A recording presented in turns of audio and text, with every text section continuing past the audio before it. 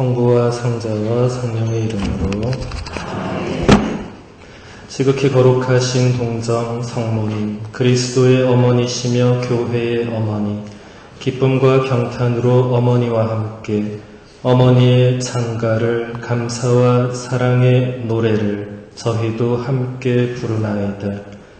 어머니와 함께 저희도 하느님께 감사드리나이다. 주님의 자비는 대대로 미치리라. 평신도들의 빛나는 소명과 다양한 사명에 감사드리나이다.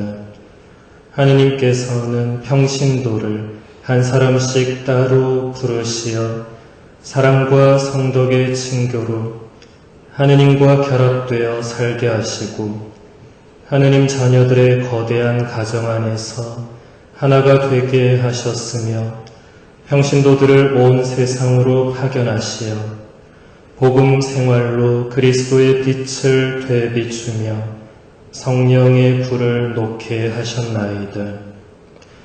마니피캇을 부르신 동정 성모님, 평신도들의 마음을 감사와 열정으로 채워주시어 자신의 소명과 사명을 찬미하게 하소서. 겸손과 도량으로 주님의 종이 되신 분, 하느님을 섬기고 인류 구원에 기꺼이 봉사하신 어머니의 그 마음을 저희에게도 심어주소서. 저희의 마음을 활짝 열어주시어 모든 사람에게 하느님 나라의 복음을 선포하게 하소서. 어머니의 마음은 이 시대의 인간을 위협하는 무수한 위험과 죄악들을 아시나이다. 동시에 선을 추구하는 수많은 계획들, 참된 가치를 추구하는 위대한 열망들, 풍성한 열매를 맺어가는 구원의 진보도 보고 계시나이다.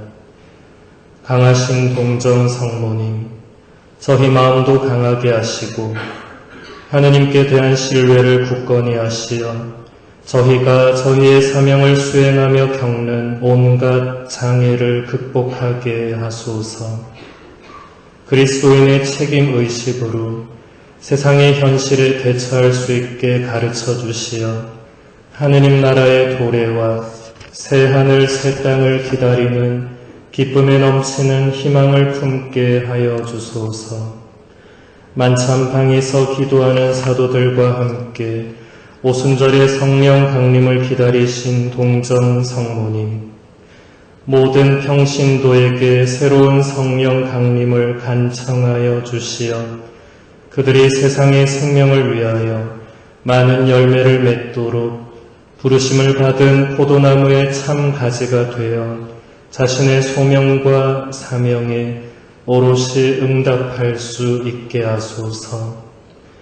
동정 성모님, 저희를 이끄시고 붙들어 주시어 아드님께서 세워주신 교회의 참된 자녀로 살아가며 하느님의 뜻을 따라 이 땅에 진리와 사랑의 문화를 세우고 하느님의 영광에 이바지할 수 있게 하소서. 아멘. 네, 우리 장산 성당 교우님들 모두 반갑습니다. 별로 안 반가워하시네요. 기도가 너무 길어서 다들 힘드신 것 같은데 굉장히 아름다운 기도이지 않습니까? 그렇죠?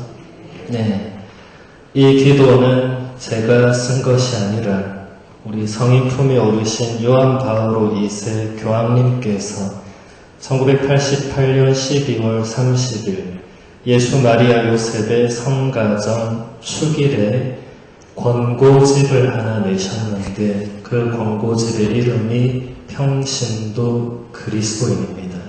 그 권고집의 제일 마지막에 교황님께서 쓰신 아름다운 기도문을 제가 시작 기도로 택해서 같이 기도를 드렸습니다. 그리고 오늘 강의의 내용도 이 평신도 그리스도인이라는 이 책을 여러분들에게 제가 이렇게 설명을 해드리도록 하겠습니다. 먼저 이 제목을 보면 제목은 평신도 그리스도 이렇게 번역을 했는데 이 원문 라틴어를 보면 크리스티 피델레스 라이치 이렇게 되어 있어요. 네. 그래서 이 원문을 우리가 어떻게 번역하느냐가 굉장히 많은 의미들을 해석할 수 있는데, 여러분 고대어는 우리 현대어와 달라서 이 세부적인 어휘가 별로 없었습니다. 라틴어는 예수님 시대에도 로마가 쓰던 언어죠, 그렇죠? 그러니까 2000년 전의 언어입니다. 하지만 지금도 우리 가톨릭 교회 공식 언어는 라틴어입니다. 그래서 여러분들이 싫든 좋든 우리 가톨릭 교회 안에서 신앙인으로 살아가면 라틴어를 접해야만 됩니다. 예를 들어서 여러분 이 강의 직전에 여러분 참여한 그 미사라죠, 그렇죠? 미사도 라틴어에서 온 말입니다. 네. 다 여러분 알게 모르게 라틴어는 우리 신앙인들에게는 거의 근본에 가까운 언어이기 때문에 여러분이 배우실 필요까지는 없지만 알아두실수록 이제 신앙생활에 도움이 되겠죠. 먼저 크리스티 피델레스라는 말은 크리스토스와 피델레스가 이제 합쳐진 말입니다. 크리스토스는 그리스도를 말하죠, 그죠? 예. 무슨 뜻이죠? 그리스도. 기름 부음을 받은 자, 이런 뜻입니다. 예. 이 말은 그리스어, 크리스토스를 이제 음력을 한 말인데, 이제 그리스어로 크리오 이렇게 하면 기름을 붓는 행위가 됩니다. 여러분 구약 성경에서 기름을 붓는 행위들을 몇 번 본 적 있죠? 어디서 봤습니까? 기름을 붓는 거. 네? 하느님께서 뭔가 특별한 사람들을 왕이나 임금으로 뽑아 세울 때 기름을 붓게 했습니다. 대표적인 게 이스라엘의 첫 번째 왕이 누구였습니까? 예, 사울이었죠. 사울을 임금으로 뽑을 때 하느님이 누구를 보내죠? 사무엘. 사무엘을 보내면서 뭐라고 말하죠? 사울한테 가서 기름을 부어서 임금으로 세워라. 이렇게 합니다. 예. 그러니까 기름을 붓는다는 것은 단순히 그냥 참기름을 몸에 바르고 이런 행위가 아니고 그 사람이 이제는 뭔가 특별한 존재로 구별된다. 축성된다. 예. 이제 그전과 다른 사람이 되는 그런 어떤 중요한 상징적인 행동이었습니다. 그리고 사울 다음에 임금이 누구였습니까? 예, 다윗 임금이죠. 이 다윗의 후손 가운데서 메시아가 나올 거라고 누가 예언했죠? 이사야 예언자가 예언했죠. 예, 그 메시아가 바로 그리스도라는 기름 부음을 받은 이라는 그런 존재가 됩니다. 우리는 그 그리스도를 예수라고 믿는 사람들이고 그 그리스도를 아직도 기다리는 사람들이 유대인들입니다. 그들은 지금도 예루살렘 서쪽 벽, 통곡의 벽이라고 하죠. 거기서 메시아를 보내달라고 지금도 기도하고 있습니다. 2000년 넘도록 기도하고 있는 대단한 민족입니다. 말릴 수는 없습니다. 마치 기다리는 대적있어요. 네. 우리는 이미 오신 분을 지금 대림 시기에 다시 기다리지만 안 와서 기다리는 게 아니고 우리는 이제 그분이 오신 것을 다시 우리가 이제 맞이할 준비를 하고 있는 거죠. 네. 그래서 여기 크리스티 피델레스 하면 이제 그리스도, 예수 그리스도를 피델레스 하는 사람을 그리스도인이라고 번역을 한 겁니다. 네. 피델리스라는 이 라틴어는 의미가 굉장히 많아요. 그래서 그 의미에 맞게 여러분들이 묵상을 하면 도움이 될 것입니다. 먼저 기본적으로 피델리스라는 단어 자체는 원래 의미는 이 관계 안에서 뭔가 이 항구함, 관계 안에서 뭔가 이렇게 뭐라고 해야 되죠? 이 굳건함, 지속적인 이런 것을 의미합니다. 그러니까 이게 좀 더 확대되면 이 관계 안에서 뭔가 믿음직한, 뭔가 성실한, 충실한, 신실한, 뭐 다 됩니다. 관계 안에서. 그렇습니다. 그리고 이것이 이제 신앙으로 보면 뭐 하느님께 대한 뭐 굳센 믿음, 뭐 의탁, 뭐 이런 게 되겠죠. 그러니까 크리스티 피델리스 이렇게 하면 예수 그리스도라는 인물과 나와의 관계에서 신실하고 항구하게 그 관계를 유지하는 사람, 그리고 그만큼 그리스도 예수를 굳게 믿고 의탁하는 사람, 뭐 이렇게 되겠죠. 그것이 우리의 정체성이라고 하십니다. 그것이 그리스도인으로 이제 이렇게 번역을 했는데, 결국 이 피델리스라는 단어를 여러분들이 얼마나 깨닫느냐에 따라서 여러분들이 그리스도인으로서 누리는 어떤 기쁨, 어떤 존재에서 오는 그 정체성에서 오는 그런 뭔가도 강하게 느낄 수 있겠죠.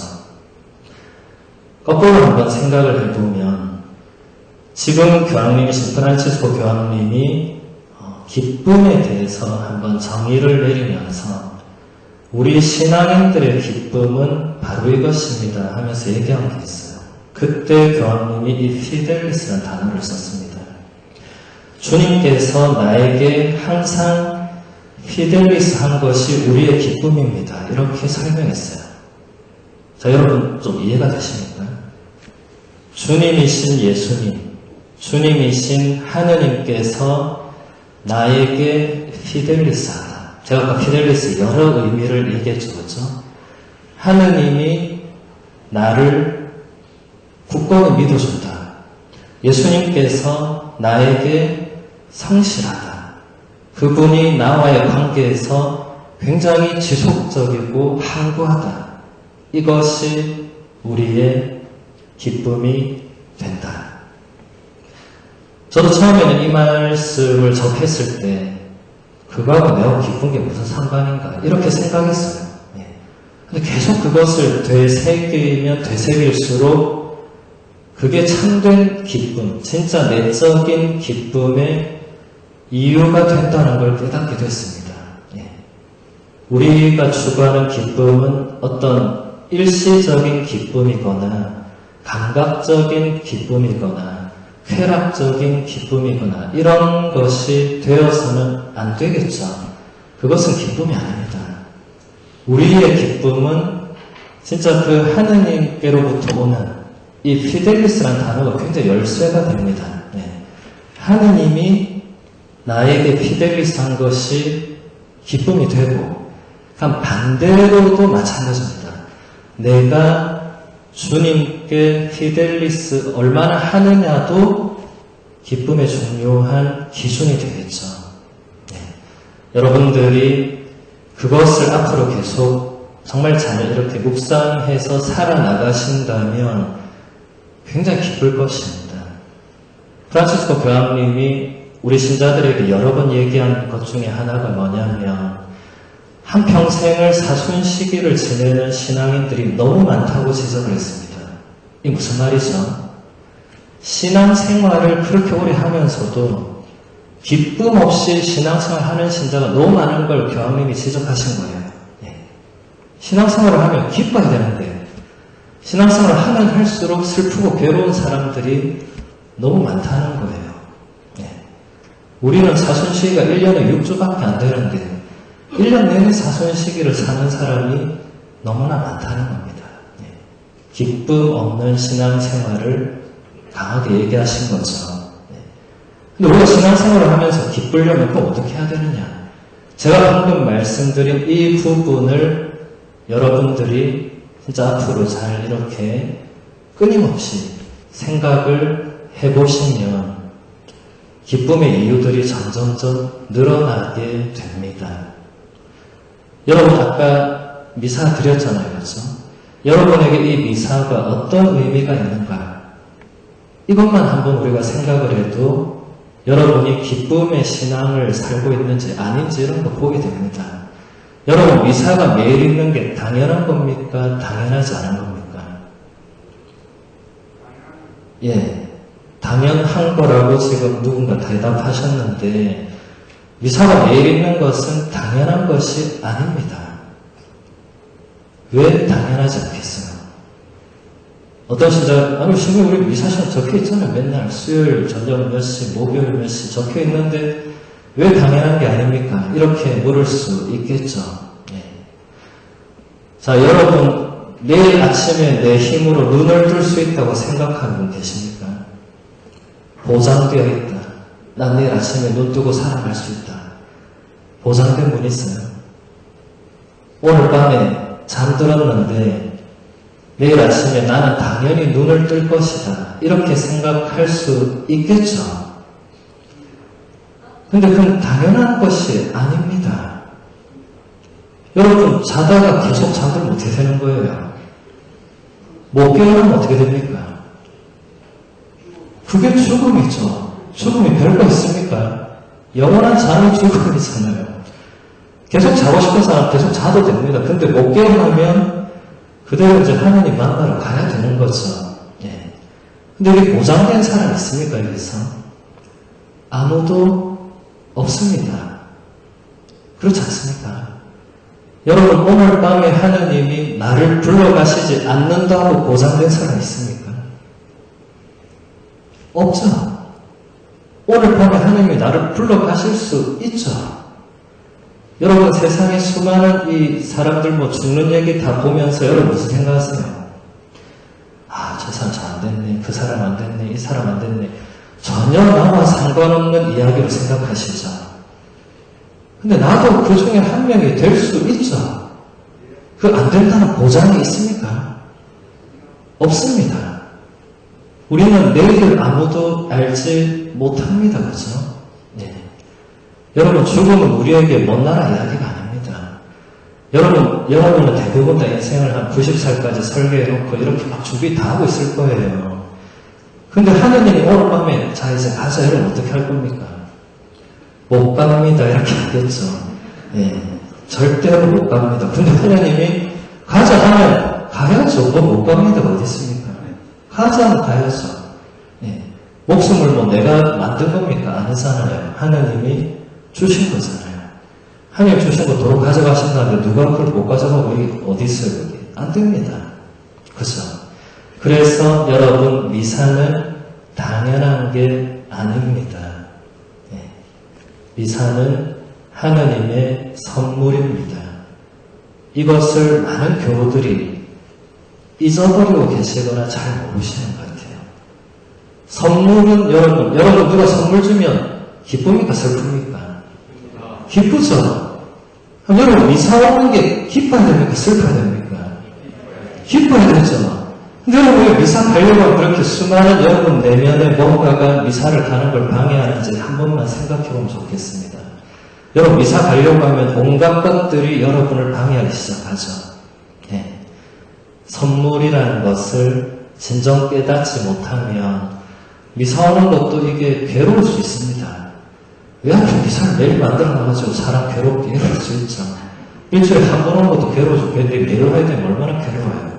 그것 때문에 세례받고 3개월 안에 거의 다 냉담합니다. 신자들이. 새로운 영세자들이. 주일미사 처음 몇 번 오다가 그것도 너무 힘들어서 안 옵니다. 이제.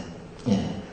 그 어떻게 하겠어요. 안 오는 사람도 뭐 억지로 붙들고 이런다고 뭐 오겠습니까? 이런 자유로치대.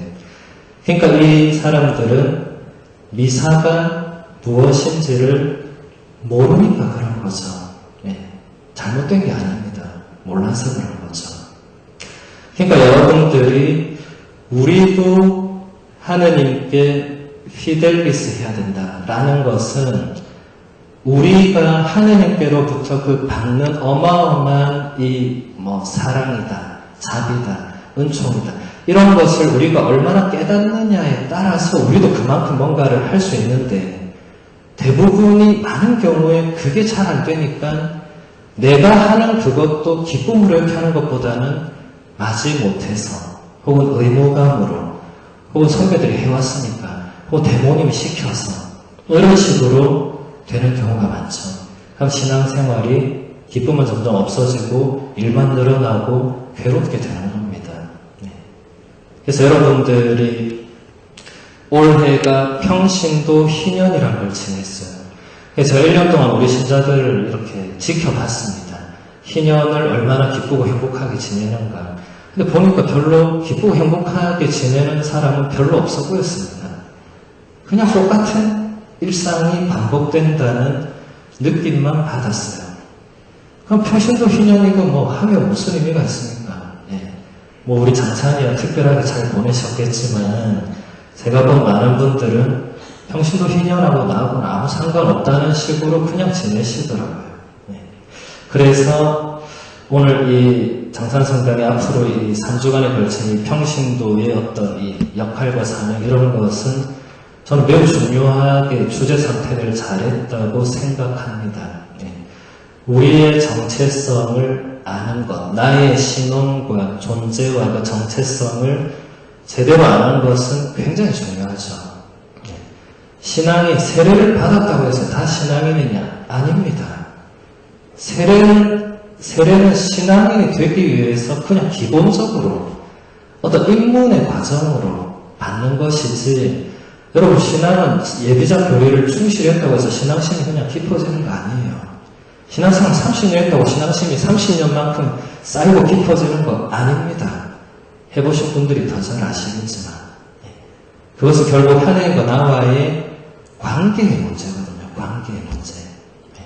하나님과 나와의 관계가 제대로 정립이 안 되면은 성당에 와도 괴로울 수밖에 없습니다. 하나님은 누군지 잘 모르겠고 성당 사람들을 보니까 다 그저 그렇고 이 원수들이 너무 많고 그냥 오는 자체가 싫은 거예요. 근데 안 올 수도 없고 이게 우리 신앙인들의 현주소가 이렇게 되어서는 대단히 곤란하겠죠.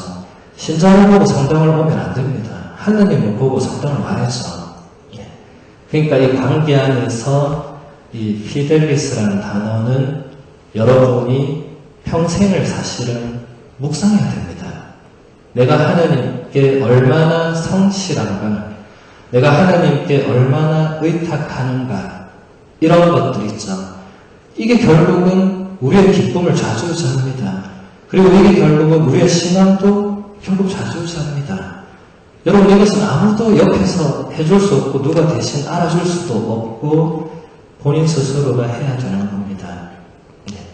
앞으로 여러분이 그 단어를 계속 이렇게 잘 묵상하시면 좋겠고, 그 다음에 이제 평신도라고 번역한 이 라틴어 라이쿠스라는 말은 이제 그리스어 라이코스의 손말인데 그리스어로 라오스 하면 이제 백성들, 어떤 무리들, 뭐 군대, 어쨌든 이런 사람이 많은 것을 의미했어요. 일반적인 의미로. 근데 이게 이제 성경에 넘어오면 이제 하나님께 선택된 그 백성.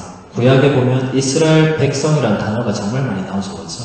그 번역한 백성이라는 단어가 라오스입니다. 그리고 라이코스 하면 그 단어의 형용사격이 됩니다. 그래서 그 백성들의 무언가를 말합니다. 그러니까 그게 그대로 와서 이제 우리 신앙인들, 우리 신도들, 신약 성경에서는 성도들의 뭐 무리 이런 표현들 있죠. 사도행전 이런 데 보면 그때 전부 다 이 라이쿠스가 쓰입니다. 라오스 라이쿠스 이게 쓰이는데, 근데 우리가 우리말로는 왜 평신도라고 굳이 번역을 했느냐? 평자를 안 넣어도 되는데.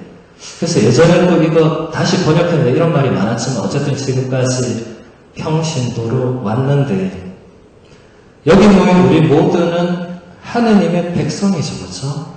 그러니까 우리는 모두 라오스가 맞습니다. 그리고 우리들 한 사람 한 사람은 라이쿠스가 맞아요. 그런데 점점점 이제 신약의 예수님 시대, 사도 시대 그 이후로 가면 갈수록 이제 뭔가 우리 교회 안에서 또 다른 존재들이 필요하게 됩니다. 대표적인 게 이제 저같이 사제들, 미사를 드려야 되는 이 직무 사제들이 이제 자연스럽게 생겨나게 되죠. 여러분 사도행전에 보면 그 원로들이라고 나오는 분들이 있습니다.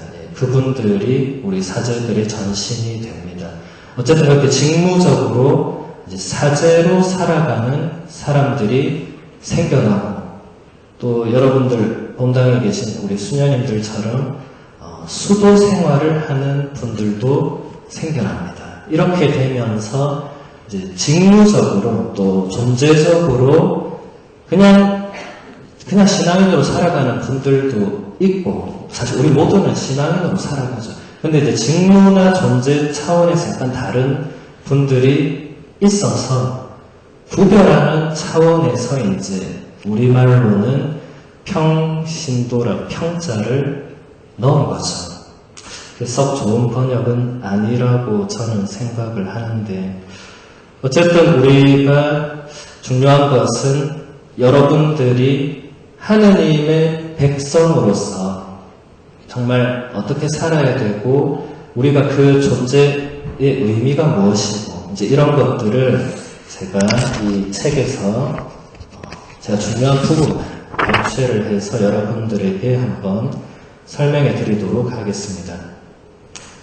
요한 바오로스 교황님은 평신도는 누구인가 이렇게 물었어요. 평신도가 누구냐. 그리고 복자 비오 12세 교황님의 말씀을 인용을 했습니다. 이렇게 말씀하십니다. 평신도들은 교회 생활의 일선에 서 있습니다. 그들에게 교회는 인간 사회에 활력을 불어넣는 원리입니다. 그러므로 평신도들은 특별히 교회에 속해 있을 뿐만 아니라 자신이 바로 교회라는 더욱 분명한 의식을 지녀야 합니다. 무슨 말인지 하나도 모르겠죠. 여러분들이 그만큼 이 교회 언어에 익숙하지가 않아서 그렇습니다. 그리고 이런 교황님의 말씀이나 이 교회 문헌은 한 번 읽고 듣고는 아무것도 이해할 수 없습니다. 소설책이 아니잖아요. 만화책이 아니잖아요. 그래서 몇 번씩 이게 뭔가 하고 읽고 묵상해야 됩니다. 이것은 성경 말씀도 마찬가지예요. 여러분 절대로 성경을 눈으로 한 번 읽고 덮어서는 안 됩니다.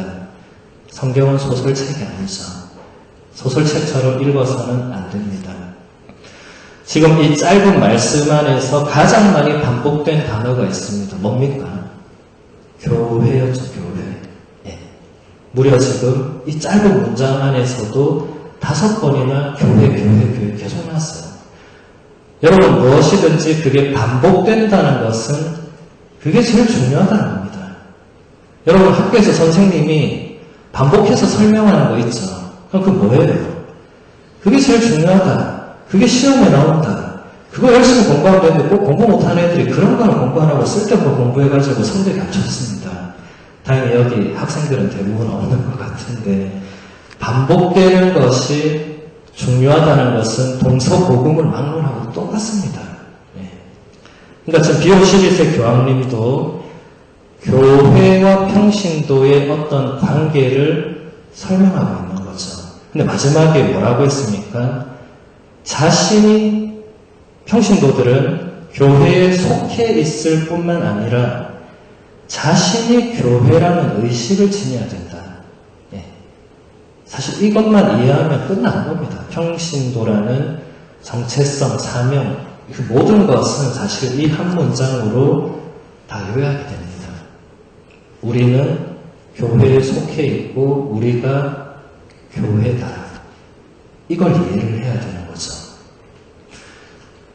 자, 그러면 교회라는 단어를 이제 우리가 보도록 하겠습니다. 여러분 지금 여기 와 있는 곳은 교회입니까? 성당입니까? 여러분 지금 장산 교회에 와 있습니까? 여러분 장산 성당 신자들 맞잖아요. 그렇죠? 여러분 저 장산 이쪽은 잘 모르지만 여러분 옆에 어딘가 보면 교회라는 이름을 달고 있는 곳들이 굉장히 많을 것입니다. 우리 안락동만 해도 교회가 수십 개는 되는 것 같던데, 안락동에 성당은 안락성당밖에 없어요. 근데 교회는 제가 지나가면서 봐도 오만 안락 무슨 교회가 정말 많아요. 안락 무슨 교회, 안락 무슨 교회, 계속 교회 이렇게 나옵니다. 그 교회는 뭐고 지금 B51세 교황님이 말하는 교회는 무엇인가? 왜 우리는 성당에 와 있는데 맨날 교회는 어쨌든 여러분 미사 때도 항상 보면 주님 교회를 위해서 뭐 재물을 바치고 주님 교회의 믿음을 보시고 교회를 위해서 기도하고 끊임없이 교회를 위해서 하잖아요. 네. 이게 뭔가 우리 성당에 다니는데 교회라는 말은 라틴어 에클레시아라는 말을 번역을 한 겁니다. 네. 라틴어 에클레시아는 그리스어 칼레오라는 동사에서 왔어요. 네. 물론 그리스어 에클레시아도 있는데 가장 기본적인 것은 칼레오의 필입니다. 네. 칼레오라는 동사는 부르는 겁니다. 부르는 거. 네. 에크하면 어딘가로 부르는 거. 그러니까 교회라고 하면 누군가가 불러 모은 어떤 공동체를 말하겠죠. 네. 그러니까 여기에 하느님을 넣으면 하느님이 어딘가로 불러 모은 그 공동체가 되겠죠. 지금 여기 여러분들이 앉아있어요. 네. 하느님이 여러분들을 불러서 여러분들이 모여서 있습니다. 그러니까 지금 우리들이 교회가 됩니다. 네. 그러니까 여기서 우리가 교회에 속해 있다라고 할 때, 물론 이것은 이제 세례를 받고 가톨릭 교회 안에 가톨릭 교회 일원으로 소속이 되고 뭐 이런 여러 가지도 있겠지만, 우리 자신이 바로 교회다. 이것을 교황님이 강조하고자 했던 것은 우리들 한 사람 한 사람이 모두 다 하느님의 부르심을 받고 그 부르심에 응답해서 여기에 신앙을 받고 또 여기에 왔다. 네. 이렇게 되는 거죠. 네. 이 정체성은 굉장히 중요한 게 하느님의 부르심이 항상 우선하는 것이 굉장히 중요합니다. 여러분이 선택해서 세례를 받았다. 내가 가톨릭 교회를 선택했다. 이렇게 생각하는 분도 뭐 있을 수 있겠지만 그분은 진짜 본질적인 부분을 놓치고 있는 거죠. 하느님께서 여러분을 부르셔서 이 자리에 여러분이 와 있는 것이고 지금까지 신앙생활을 한 것입니다. 여러분 가톨릭 성가 1번이 뭐예요? 여러분 가톨릭 성가 1번 몰라요? 예, 그 가사 어떻게 되죠? 나는 굳게 믿나이다. 진실하온 주님 말씀 성세때 드린 맹세 충실하게 지키리다. 주께서 나를 택하여 교회로 부르시오니 진심 감사하나이다. 이거 1절이죠, 그렇죠? 뭐 2절은 안 해도 됩니다. 1절 안에 지금 제가 얘기한 게 거의 다 들어갔습니다. 예. 나는 굳게 믿나이다. 진실한 주님 말씀. 이건 뭐 당연한 거고. 성세 때 드린 맹세. 성세가 뭐죠? 예. 세례죠. 거룩할 성자를 세례할 때 세자죠. 여러분 세례 때 맹세 뭐 했어요? 유아 세례 받은 분들 빼고 최근에 세례 받은 분들. 여러분 세례 때 맹세 뭐 했습니까? 예. 여러분 세례 때 서약했잖아요. 맹세. 전능하신 천주 성부 천재 창조주를 믿습니까? 할 때로 뭐라고 했습니까? 믿습니다 했잖아요. 여러분이 세례를 받게 모든 죄와 마귀를 끊어버립니까? 할 때 뭐라고 했어요? 끊어버립니다라고 했잖아요. 이게 그냥 신부님이 물어서 대답한 겁니까? 아닙니다. 여러분이 하느님께 맹세한 겁니다. 네. 여러분 맹세는 그냥 약속하고는 다른 겁니다. 뭐가 다르냐면 약속은 지켜도 되고 안 지켜도 됩니다. 물론 약속을 지키면 좋죠. 근데 약속은 안 지킬 수도 있고 못 지킬 수도 있는 겁니다. 어쩔 수 없는 거예요. 여러분 내일 친구하고 저녁에 밥 먹기로 했는데 갑자기 배가 아파.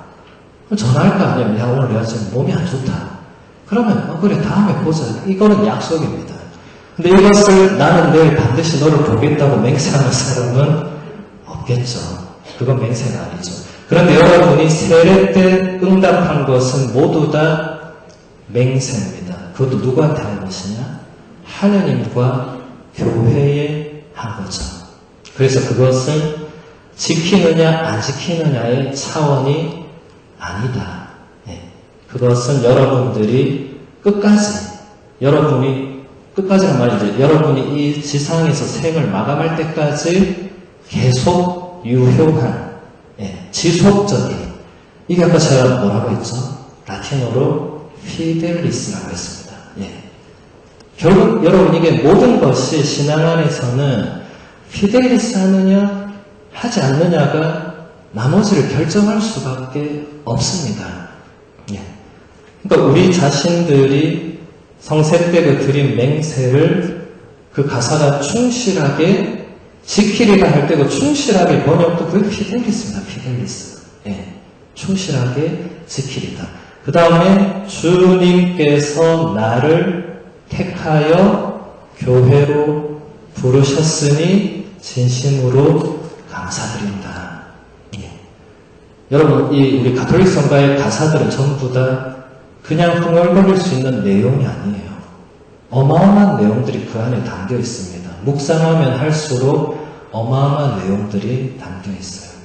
여기서도 보세요. 가톨릭 성가 1번이 그 말하고자 하는 것은 하느님께서 나를 택해서 불러서 내가 교회로 온 것이다. 내가 스스로 교회 한번 나가볼까? 절에 가볼까? 이렇게 해서 온 것이 아니다. 라는 거죠. 그렇죠? 하느님의 부르심에 여러분이 응답을 한 것입니다. 그리고 그 응답은 그냥 하고 이게 아니고 맹세했다.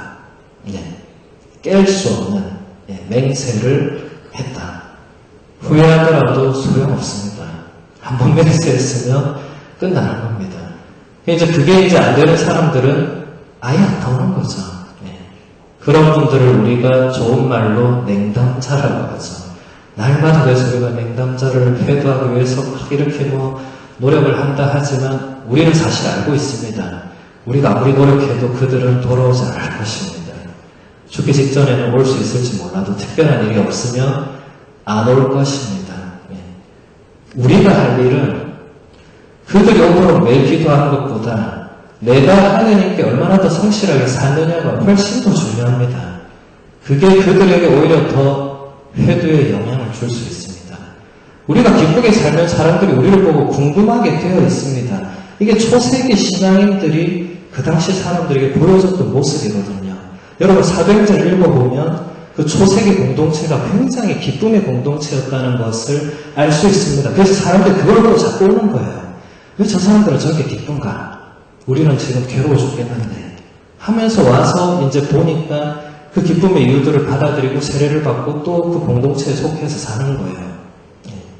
우리가 점점 기쁨을 잃어간다는 것은 우리도 언젠가 제2, 제3의 냉담자가 될 가능성을 가슴에 품고 산다고 봐도 되는 거죠. 그래서 요즘 이런 모를 주위에 보면 어느 날 어느 신자가 안 보입니다. 그 계속 안 보여요. 나중에 알아보면 이제 안 나와. 다시 나오라 해도 안 나와 이제. 그 어쩌겠어요. 안 나오는 사람. 우리에게 잃어버린 기쁨을 우리가 되찾아야 됩니다. 그 사람에게 내가 기쁨을 되찾아주고 이거는 우리가 할 수 있는 일이 아닙니다. 내가 기쁘게 살면 그게 영향을 주는 거지. 내가 안 기쁜데 저 사람을 내가 어떻게 기쁘게 만들어요? 그건 안 되잖아요. 그죠? 그래서 우리의 정체성과 사명의 기쁨이라는 요소는 굉장히 중요한 것입니다. 책의 시판을 보면 요한버릇의 교황님이 이렇게 말씀하십니다. 평신도들의 전 실조는 신앙의 성사인 세례에서 나오는 그리스도인 생활의 근본적인 새로움에 대한 인식에 이르는 것을 그 목적으로 삼아야 합니다. 세례는 하느님 아드님의 생명 안에서 우리를 다시 태어나게 하고 그리스도와 그분의 몸인 교회에 우리를 결합시켜주며 우리를 영적인 성전으로 삼으시는 성령 안에서 우리에게 기름을 부어줍니다. 한번 읽어서는 이해가 어렵습니다. 여기서 딱 중요한 한 가지를 꼽자면 평신도들의 우리 신앙인들의 가장 근본 목적이 무엇이 되어야 하느냐. 세례에서부터 나오는 우리 신앙인 그리스도인 생활의 근본적인 새로움을 알아야 된다. 그것을 깨달아야 된다. 네. 지금 교황님도 굉장히 자주 쓰시는 게 예수 그리스도는 언제나 새로움. 근데 이 근본적인 새로움, 이 단어를 요한보리스 교황님이 쓰시면서부터 베네딕토 교황님, 지금 교황님, 근본적인 새로움 이걸 계속 많이 쓰시거든요. 예수 그리스도는 언제나 근본적인 새로움을 가집니다. 근본적인 새로움 자체다. 복음도 그렇고 예수도 그렇고. 그렇다면 교회도 마찬가지고 그렇다면 우리도 그렇게 되어야 한다. 근본적인 새로움. 그 밑에 이제 약간의 설명이 나오는 게 일단 이게 새롭다는 것은 우리가 다시 태어나기 때문에 그렇다. 세례를 통해서 우리가 다시 태어난다. 여러분 세례라는 말은 라틴어 바티스무스를 번역한 말인데 이 말은 그리스어 동사 바티조라는 단어에서 오거든요. 네. 바티조란 말은 뭔가를 물속에 담그는 거예요. 네. 뭔가를 물속에 담가요. 자, 여러분 바닷물 속에 여러분 푹 들어가서 10분이 지나면 어떻게 됩니까? 10분 안에 안 나오면 네, 바로 하느님을 만나러 가는 길이 되겠죠. 예. 물에 담근다는 것은 죽음을 의미합니다. 예. 여러분 예수님도 세례자 요한한테 세례받으러 갔잖아요. 어디로 갔습니까? 장산 성당으로 갔습니까? 요르단 강으로 갔잖아요. 여러분 이거 생각 한번 안 해봤어요? 왜 하필 강으로 갔지? 그 수많은 장소 놔두고 왜 하필 강으로 갔을까요? 예. 요한의 세례는 그리고 초세기 교회의 세례는 실제로 물에서 이루어졌어요. 물속에서. 세례자 요한은 물속에 있었어요. 예. 사람들이 오면 물에 푹 담갔어요. 예. 이게 뭘 의미하는 거예요? 이제 예전에 너는 죽고 없다. 예. 계속 물에 담가놓지 않았습니다. 물론 예. 담갔다가 다시 나오면서 새로워지는 거죠. 다시 태어나는 거죠. 여러분 요한복음 3장에 보면 니코데모라는 바리사이가 나옵니다. 이 사람이 한밤중에 예수님을 찾아와서 묻습니다. 네. 영원한 생명을 얻으려면 뭐 해야 됩니까? 이렇게 물어요. 예수님이 이렇게 대답합니다. 물과 성령으로 다시 태어나면 된다. 네. 그러니까 니코데모 다시 물어요. 우리는 이미 태어나서 다 컸는데 어머니 뱃속에 도로 들어갈 수도 없고 그 무슨 말인지 모르겠다. 그러니까 예수님이 강하게 쫑크를 줍니다. 너는 율법 교사라는 사람이 그런 의미도 모르고 어떻게 사람들 가르치냐. 네. 그러면서 이 세례의 의미를 설명하죠. 그 물은 모든 것은 여러분 물의 기본적인 의미는 뭔가를 씻어주고 그죠? 근데 물은 생명도 지니고 있고 죽음도 지니고 있습니다. 여러분 모든 생명체는 물 속에서부터 생명이 시작되죠. 여러분 물 없이 살 수 있는 생명체는 이 지상에 존재하지 않습니다. 여러분 오늘부터 3일 동안 물을 안 마시면 여러분의 앞날은 알 수가 없습니다. 예. 물은 생명을 상징하는데 물은 동시에 죽음도 상징하죠. 예. 그래서 여러분들이 세례를 받는다는 것은 그리고 영으로 다시 태어난다는 것은 물속으로 들어가서 예전에 나는 죽고 다시 새로 태어나서 그래서 여러분이 새로운 이름을 받잖아요. 그게 뭡니까? 세례명이죠. 그렇죠?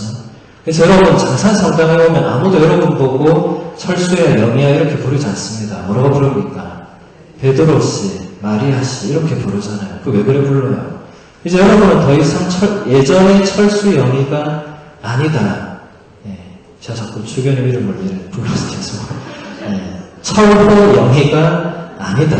예, 이제는 베드로 혹은 마리아 뭐 이런 이름으로 새롭게 태어난 거죠.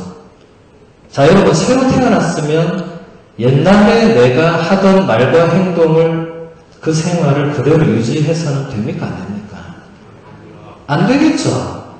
근데 많은 신앙인들이 세례를 받고 나서도 원래 살던 대로 거의 그대로 살고 거기 플러스 되는 게 주일미사 하나 플러스, 교무금 되는 거 플러스, 좀 더 열심히 한 사람 매주 하나 플러스, 좀 더 열심히 한 사람 평일 미사 한 번 더 오는 거 플러스. 예, 그렇게 됩니다. 근본적인 새로움이 아니라 근본적으로 뭔가 잘못되어 있다는 거죠. 예전에 나는 더 이상 없어져야 되는데, 여러분 사도 바울은 뭐라고 했습니까? 갈라티아인들 보낸 편지에 보면 이제는 내가 사는 것이 아니라 그리스도께서 내 안에 사시는 것이다. 예전에는 내가 살았다. 내 마음대로 내 하고 싶은 대로. 근데 이제는 예수 그리스도께서 내 안에 사시는 것이다. 이게 무슨 말이에요? 이제는 예수 그리스도께서 나에게 원하는 대로 그분의 뜻대로 나는 산다. 이게 새로움이죠.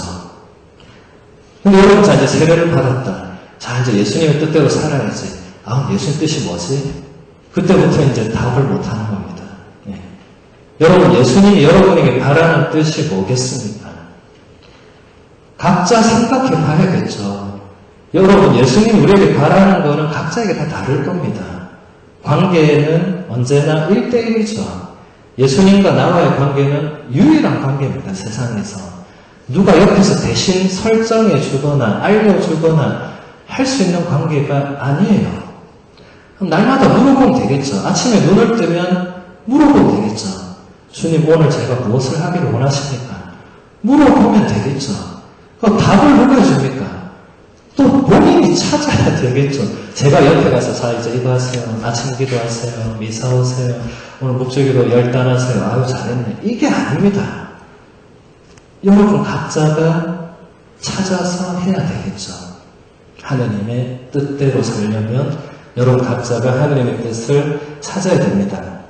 11항을 보면 세례로서 우리는 하느님의 외아들인 예수 그리스도 안에서 하느님의 자녀들이 됩니다. 거룩한 샘물에서 나오는 모든 그리스도인은 요르단강 언덕에서 들렸던 그 목소리를 다시 듣습니다. 너는 내가 사랑하는 아들, 내 마음에 드는 아들이다. 이거 누가 누구한테 한 말이에요? 하느님께서 세례를 받고 나오는 예수님께 했던 말씀인데 지금 교황님이 이걸 뭐라고 합니까? 우리도 세례를 받으면 이 음성을 다시 그대로 듣는다. 그러니까 여러분이 세례 받을 때 이것을 알았든 몰랐든 아무 상관없이 여러분이 세례를 받았을 때 하느님께서 여러분 각자에게 너는 내가 사랑하는 아들, 너는 내가 사랑하는 딸이다. 이렇게 하셨다는 거예요. 알았든 몰랐든 아무 상관없이. 대부분 모르셨겠지만, 예. 그건 중요하지 않습니다. 앞으로 알면 되는 거죠. 예. 모르는 건 그렇게 중요하잖아요. 알면 되는 거니까. 예. 근데 여기서 중요한 것은 우리도 그렇게 해서 하느님의 자녀가 된다. 이 하느님의 자녀가 된다는 게 그 근본적인 새로움과도 이어지는데 이게 어마어마한 사건이 됩니다. 여러분, 하느님의 자녀가 그냥 되는 겁니까? 그냥 안 되는 겁니까? 이 질문이 좀 이상한데. 하느님의 자녀가 되고 싶다고 해서 그냥 될 수 있습니까? 없습니까? 그냥 될 수 없죠. 네. 하느님의 자녀가 세례를 받았다고 해서 물론 여기서 세례를 받는다 하느님의 자녀라고 하지만 세례를 받고 그 뒤에 성당에 아무것도 안 넣었지 그냥 사는 그 사람들을 우리는 어떻게 생각해야 되겠죠.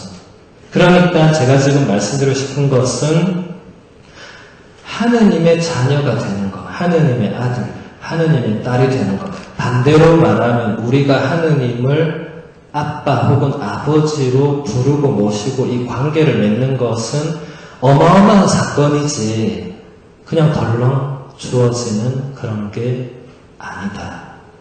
여러분, 이 부분은 로마서 있죠. 사도 바오로가 쓴 로마서를 열심히 읽어보면 사도 바오로가 여기에 대해서 몇 장을 할애해서 어떻게 우리가 하나님의 자녀가 될 수 있고 이거를 어마어마하게 설명했어요.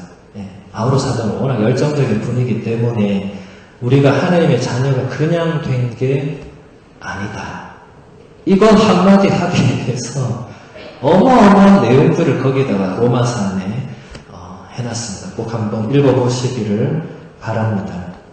13항을 보면 성령께서는 세례받은 사람들에게 기름을 부어주시고 한 사람 한 사람에게 지워질 수 없는 인장을 찍으시며 각자 영적인 성전이 되게 하십니다. 곧 성령께서는 이 성전을 하느님의 거룩한 현존으로 채우시는 것입니다. 이것은 각자가 예수 그리스도와 결합하여 그분을 닮게 된 결과입니다.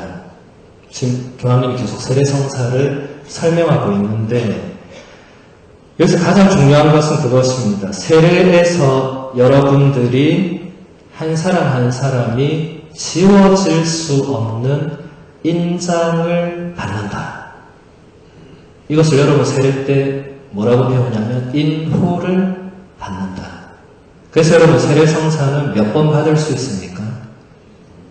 네, 한 번밖에 못 받습니다. 왜 한 번밖에 못 받습니까?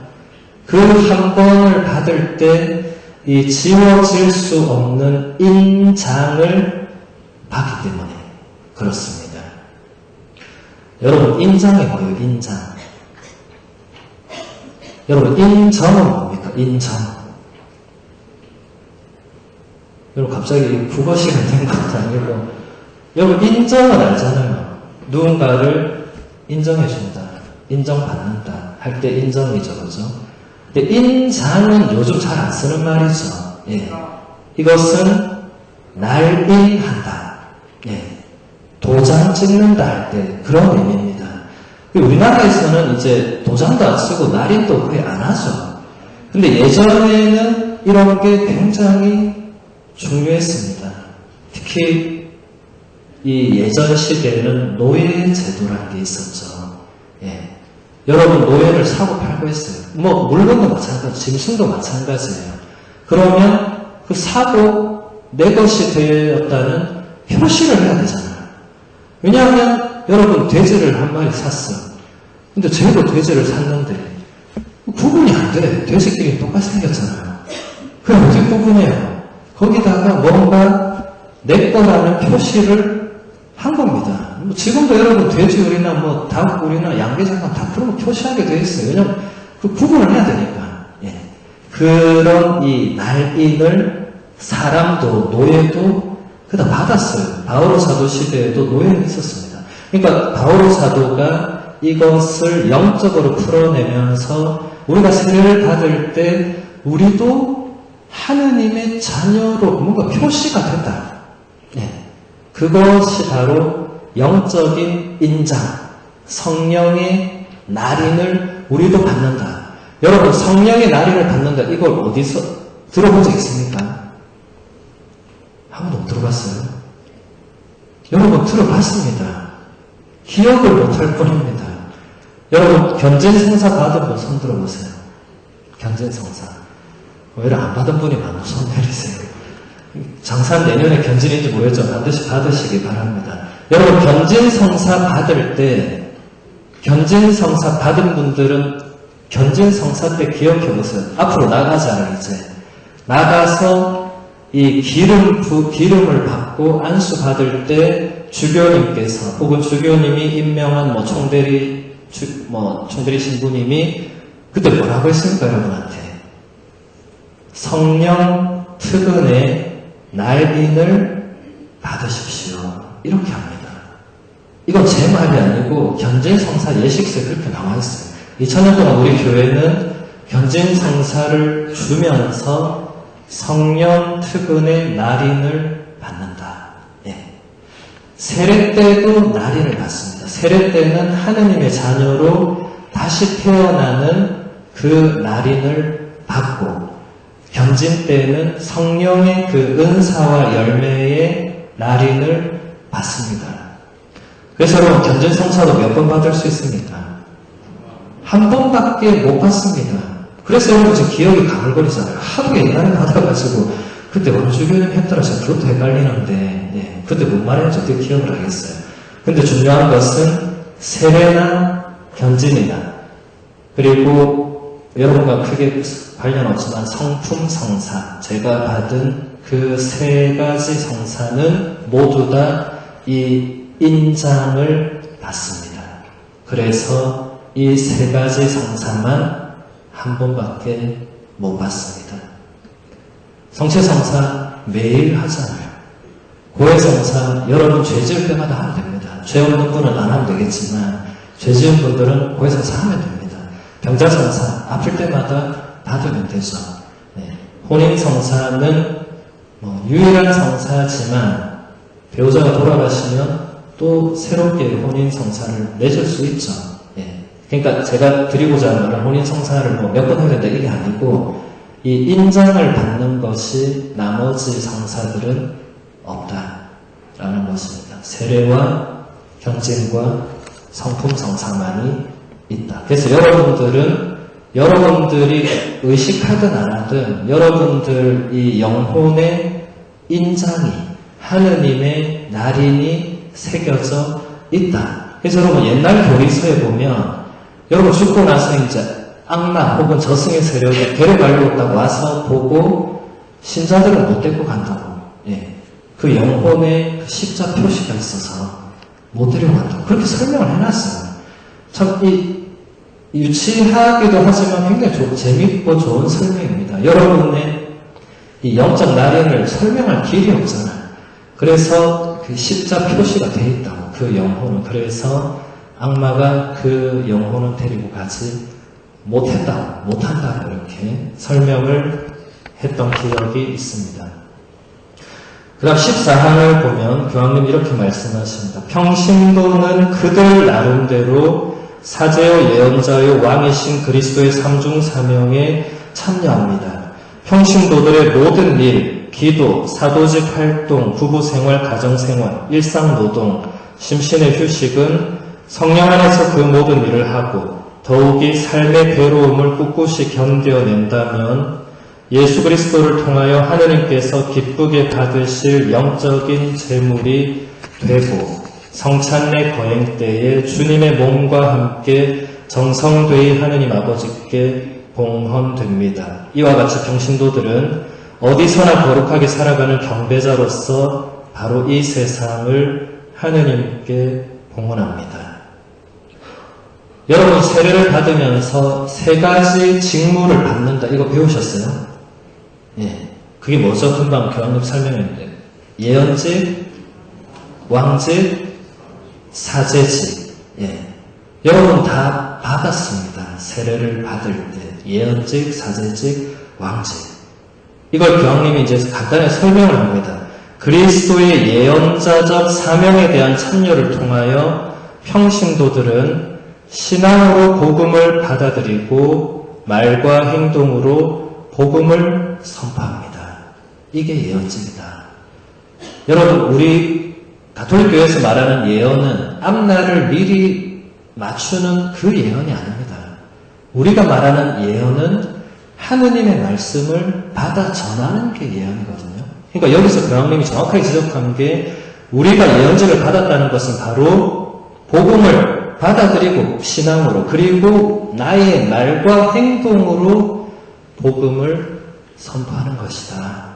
그게 여러분이 받은 예언의 직무다. 다른 말로 하면 여러분들은 앞에서 신부만 이렇게 복음을 선포하는 게 아니라 여러분도 세상에 나가서 여러분의 말과 행동으로 다른 말로 하면 여러분의 삶으로 여러분의 존재 자체로 다른 사람에게 복음을 선포해야 된다라는 것입니다. 그 다음에 평신도들은 그리스도인으로서 그 무엇보다도 자기 안에서 죄의 지배를 극복하려는 영적인 투쟁 안에서 자신의 왕직을 수행합니다. 그리고 자기 자신을 바쳐 정의와 사랑으로 몸소 모든 형제들 안에, 특별히 가장 작은 형제들 안에 계시는 예수님을 섬기는 것이 바로 왕직입니다. 그러니까 왕직은 지금 여기서 두 가지로 교황님이 설명하시는데, 우리가 왕직을 수행한 게 무엇이냐? 날마다 우리 자신 안에서 죄의 지배를 극복하려는 영적인 투쟁을 해야 된다.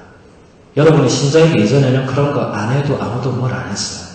사회적으로 크게 무리를 일으키거나 사회법을 어기지 않는 이상 누가 뭘 안 했어요. 근데 신자가 된다는 것은 이제부터는 날마다 내 안에서 일어나는 모든 그 죄의 그 유혹, 그 죄의 지배를 극복하기 위해서 끊임없이 투쟁을 해야 된다. 이것도 사도 바오로가 로마서에 보면, 로마서 6장 7장을 여러분이 유심히 읽어보면 사도 바오로가 굉장히 상세하게 이 부분을 설명을 합니다. 나는 내 육 안에 악이 자리하고 있다는 것을 알고 있다. 내가 선을 실천하려고 해도 내 육은 자꾸 악으로 가더라. 그래 막 싸우는데 어쩔 땐 이기고 어쩔 땐 지더라. 그래서 진짜 이게 쉽지 않더라. 이런 거를 진짜 상세하게 써놨어요. 여러분 사도 바오로가 이거 남에게 듣고 써놨겠습니까? 아니죠. 본인 얘기겠죠. 본인 얘기. 여러분 코린토 2서 12장인가 13장인가 거기 읽어보면 바오로가 이 영적 투쟁을 하다 지쳐가지고 주님 이제 저를 좀 제발 데려가 주십시오. 이렇게 막 기도를. 더 이상 나는 안 된다 이제. 내 육신은 너무 약하고 내 의지도 너무 약하고 도저히 안 되니까 그냥 나를 데려가라. 그때 하느님이 뭐라고 대답하시냐면 너는 이미 내 은총을 충분하게 받았다. 나의 권능은 그 약함 안에서 드러난다. 하느님의 말씀에 바오로가 정신이 번쩍 들죠. 본인이 복음을 선포하는데 본인 자신이 약하고 부족해서 이제 못하겠습니다 했는데 하느님이 네가 약하니까 내가 무슨 너를 쓴다. 이렇게 한 거예요. 그러니까 어떻게 하겠습니까? 또 바오로 사도 또 다른 이 편지를 읽어보면 그래서 나는 이제 죽을 때까지 복음을 선포해야 된다. 복음을 선포하지 않으면 나는 불행할 것이다. 이렇게 또 바뀌어요 이제. 본인의 약함을 그렇게 인식하고 있던 바오로조차도 하느님의 그 은총의 힘에 본인이 그대로 이 본인의 약함조차, 죄조차도 그것을 하느님께서 쓰신다는 것을 깨닫고는 이제 투사로 돌변합니다. 그 전까지는 저는 못합니다 하던 바오로였습니다. 여러분도 그렇게 되어야 된다. 여러분 우리가 우리 자신의 죄와 허물만 보고 있으면 세상에 나가서 복음을 전할 수 있는 사람이 누가 있겠어요? 프란시스코 교황님도 그런 얘기해요. 이 세상에 죄인이 아닌 사람은 아무도 없습니다. 저를 포함해서. 이렇게 항상 말해요. 여러분 교황님이 죄가 있겠어요? 없겠어요? 우리가 볼 때는 그분은 죄 지을 시간도 없어요. 제가 볼 때는 24시간 내내 누가 옆에 있는데 어떻게 죄를 짓겠어요? 근데 그분도 본인도 죄인이라고. 본인도 하나님 앞에서는 정말 비천한 죄인일 뿐이라고. 그래서 하느님의 자비와 사랑을 정말 절실히 필요로 하고 그래서 그런 하느님의 도구로 써주시는 것에 대해서 정말 더 감사하고 그러면서 더 강하게 세상에 복음을 선포하는 거죠. 우리도 그래야 된다는 것입니다. 17항을 보면 교황님이 이렇게 말씀하십니다. 영성 생활을 이유로 가정을 돌보지 않거나 다른 세속일을 소홀히 해서는 안 됩니다. 굉장히 중요한 말씀이죠. 진짜 그런 분들이 있어요. 저도 보니까 성당에만 사는 사람들이 있어요. 가정은 거의 내팽개치고 왜냐하면 집에 가면 원수들밖에 없어요. 성당에 오면 마음이라도 편한데 집에 들어가는 순간 전쟁터잖아요. 그래서 충분히 그럴 수 있다고 생각합니다. 근데 교황님이 얘기하잖아요. 그래서는 안 된다.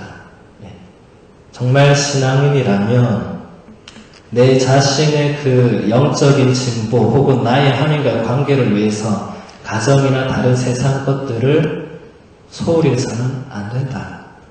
같이 안고 가야 된다 이 말이죠. 죽도록 보기 싫은 사람이 있을 수 있죠. 그 사람이 남편이 될 수도 있고 아들, 딸이 될 수도 있고 며느리가 될 수도 있고 뭐 친구가 될 수도 있고 직장 상사 될 수도 있고 레지오 뭐 선배가 될 수도 있고 누구든지 될 수 있어요. 근데 그 사람만 없어지면 나의 신앙생활을 꽃이 필 것이다 이렇게 생각하는 분들이 있을 수 있어요. 근데 그게 아니다 라는 것입니다. 같이 안고 가야만 됩니다. 그들이 없으면 여러분 영성생활을 진보할 수 없습니다. 참 역설적이지만 나를 힘들게 하는 사람이 없으면 내가 성장하는 것이 매우 힘듭니다. 매우 어려워요. 제가 얼마 전에 영화를 한 편 봤는데, 제가 영화 참 안 보다가 오랜만에 봤는데, 요새 많이 본 영화였죠. 보헤미안 랩소디라고, 퀸, 우리 80년대 이제 유명했던 퀸의 그걸 재현한 영화인데 아마 많이 보셨겠죠, 그죠? 그 영화에서 보면, 그 주인공이 밴드 같이 잘 하다가 혼자 딱 빠지죠. 본인이 이제 제일 잘 나가니까. 딱 빠져서 본인 혼자 이제 음악 만들고 이 음반 수입하고 막 발표하고 합니다.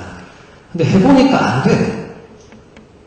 왜 안 되지 하고 생각해보니까 본인이 그동안 이 그룹에서 이 싸웠던 이 원수들이 없으니까 이 좋은 음악이 안 나오는 거예요. 이제는 내가 이렇게 하자고 사람들이 다 그렇게 음악 써주니까 좋은 음악이 아닌 거야. 근데 그전에는 내가 이거 하자면 옆에 다른 애가 야 그거는 그래 진보해가 되겠나 이래가 막 싸운단 말이지 지금 뽑고. 근데 그렇게 해서 만들어낸 음악들은 진짜 사람들에게 좋은 반응을 얻는데 본인 하고 싶은 대로 음악 만들어가 세상에 내놨더니 별로 반응이 없는 거예요. 그러니까 참 이 역설적이게도 그 공동체 안에서 그렇게 의견이 맞지 않고 힘들고 이런 사람들이 있기 때문에 뭔가가 진보, 성장, 발전이 이루어진다. 그들이 없으면 내가 그렇게 성장하는 것이 어렵고 그들이 없으면 내가 나의 부족함을 인지하는 것도 매우 어렵습니다. 참 모순적이죠. 참 그 한 사람 없으면 정말 발 뻗고 살는 건데 근데 그 한 사람이 있기 때문에 내가 하나님 안에서 성장한다는 게 참 역설적입니다. 근데 어쩔 수 없어요. 예수님도 유다를 끝까지 안고 갔잖아요. 예수님이 유다를 중간에 내친 적이 있습니까? 마지막까지도 예수님은 유다를 내치지 않았습니다. 여러분 마지막까지 예수님이 유다의 발도 씻어줬습니다. 우리도 그래야 되는 겁니다. 예수님은 유다가 배신할 것까지 알고 있었습니다. 그런데도 끝까지 안고 갔습니다. 왜 그랬겠어요? 예수님 마음이 무지 넓어서? 아닙니다. 물론 예수님 마음은 넓죠. 이게 아니라고 하면 안 되네. 그게 핵심이 아니고 예수님이 우리에게 보여주고 생각한 게 있다는 거죠. 여러분들은 이제 공동체 안에서 죽도록 보기 싫은 사람도 발 씻어줘야 됩니다. 예수님 그때 뭐라고 해요? 발 씻어주고 나서 내가 너희에게 한 것처럼 너희도 그렇게 하라고 내가 본을 보여준 거다. 단순히 옆 사람 발 씻어주라는 의미도 있겠지만 그 자리에 유다가 있었다는 것을 여러분들 생각을 하셔야 됩니다. 마지막으로 26항 34항을 한번 보도록 하겠습니다. 이것은 요한바오로스 교황님이 교황님 되시고 나서 1978년도에 교황님으로 뽑히고 나서 첫 미사 때 하신 강론이 있어요. 굉장히 유명했습니다. 지금은 이제 프란치스코 교황님이 너무 유명하니까 앞에 교황님들은 우리의 기억에서 거의 잊혀졌습니다. 근데 사실 요한바오로 2세 교황님이 이 즉위 미사를 하죠. 이때 했던 강론은 지금도 이태리나 폴란드, 유럽 곳곳에 가면 그 강론 막 써진 데가 있어요. 그만큼 그 당시 유럽에서는 그게 엄청난 강론이었습니다. 제가 한번 읽어드리도록 하겠습니다. 두려워하지 마십시오. 문을 여십시오. 참으로 그리스도께 활짝 문을 여십시오. 그리스도께서는 인간의 내부에 무엇이 있는가를 알고 계십니다. 오로지 그분만이 아십니다. 오늘날 사람들은 너무 흔히 자신들의 내부에, 가슴 속에, 영혼의 가장 깊숙한 심층에 무엇이 있는지를 모릅니다. 너무 흔히 사람들은 이 지상 생활의 의미를 분명하게 깨닫지 못하고 있습니다. 사람들은 온갖 회의에 휩싸여 절망에 빠져들고 있습니다. 그러므로 그리스도께서 여러분 안에 있는 인간에게 말씀하시도록 하십시오. 홀로 그분만이 생명의 말씀을, 영원한 생명의 말씀을 가지고 계십니다. 이게 교황님 강론 중에서도 가장 핵심적인 메시지였습니다. 저는 지금도 이게 벌써 40년 전이죠. 지금 2018년이니까 딱 정확하게 40년 전 이맘때 교황님이 했던 강론인데 지금도 그대로 유효하다고 저는 생각합니다. 오늘날 사람들은, 지금도 그렇습니다. 2018년도의 사람들은 너무 흔히 자신들의 내부에, 가슴 속에, 영혼의 가장 깊숙한 심층에 무엇이 있는지를 모르잖아요. 우리들 자신을 보면 그렇잖아요.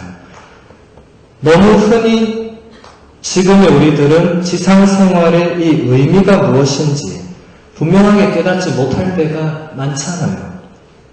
너무 흔히 우리는 회의에 휩싸이고 절망에 빠져들잖아요. 그래서 교황님께서 두려워하지 마라. 예수 그리스도께 문을 활짝 열어라고 한 것입니다. 왜냐하면 그분만이 영원한 생명의 말씀을 가지고 있기 때문에 그렇다.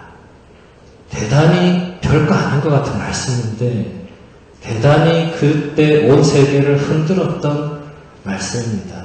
그때와 지금과 물론 세상이 많이 다르긴 했지만 근본적으로는 저는 비슷하다고 보거든요. 그래서 여러분들도 두려워하지 말고 신앙인으로 살아가는 것을 두려워하지 말고 이 세상의 온갖 악과 정말 이 세속주의와 이런 모든 것에 두려워하지 말고 예수님께 더욱더 문을 열어야 된다.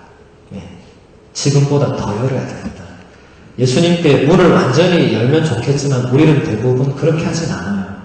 필요할 때 조금씩 엽니다. 필요하지 않으면 문도 안 열어요. 근데 활짝 열어야 된다. 교황님.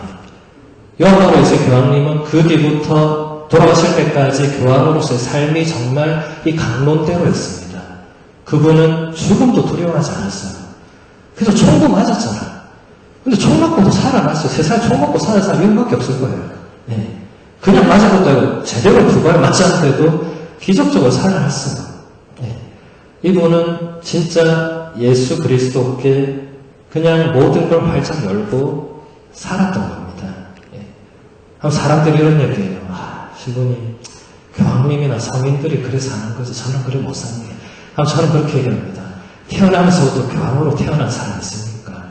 태어나면서부터 나는 성인이다 이런 사람 있습니까?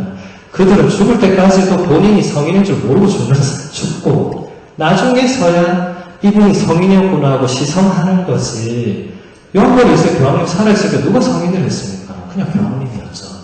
돌아가시고 나서 시성된 거 아닙니까? 그렇죠? 우리도 마찬가지입니다.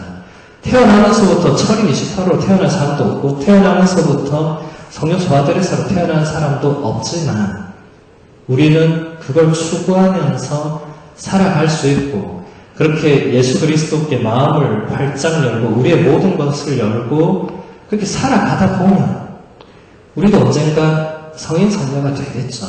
우리가 하늘나라 가서 이제 하늘과 함께 살면 또 성인 성녀 되는 거죠. 그렇죠? 거기 성인 성녀들이 다 그렇게 살고 있을 거 아니에요. 그래서 여러분들이 오늘 제가 준비한 것은 다 못했지만 앞으로 여러분들이 이제 신앙인으로 이렇게 살아가면서 오늘 제가 말씀드린 것들을 한 번만 더 집에 가셔서 곰곰이 기억나는 것들, 특히 제가 처음에 강조했던 그 피델리스라는 그 단어 있죠. 그것만이라도 여러분들이 앞으로 살아가면서 그것을 계속 생각해보고 묵상하고 한다면 많은 변화들, 또 좋은 열매들이 있을 것입니다. 그래서 오늘 강의는 이 정도로 하고, 제가 제 책 소개를 잠시만 할까 합니다.